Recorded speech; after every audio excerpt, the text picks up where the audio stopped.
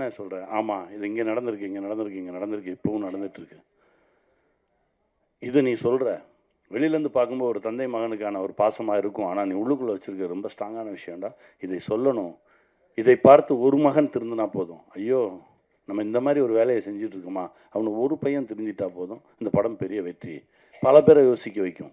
நிறைய சூழலில், நிறைய குடும்பங்களில் நம்ம நினச்ச மாதிரி நம்ம பிள்ளை இல்லையேன்னு சொல்லி பல அப்பாக்கள் தடுமாறிட்டு இருக்காங்க. அதுக்கு ஒரு சின்னமாக யோசிக்க வைக்கும், ஒரு சின்ன ஒரு விடை கிடைக்கும்னு நம்புகிறோம். அந்த விடை தான் அந்த படத்துக்கான வெற்றின்னு நினைக்கிறோம். தன்ராஜ், வாழ்த்துக்கள். நீ நல்லா வருவடா. ஏன்னா முதல் படம் மாதிரியே பண்ணல. அவனுடைய ஒரு 100 படத்தில் நடித்தா கூட 100 படத்துலையும் இந்த வேலையை தான் பார்த்துருக்கேன்.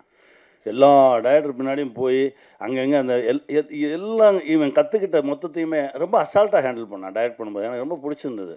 முதல் 2 நாள் தான் கொஞ்சம் தடுமாறினா. நான் சொன்னேன், எதுக்கு தடுமாறுற, எடு, நீ சொல்கிறது கேட்க தானே வந்திருக்கோம், எடு அப்படின்னு.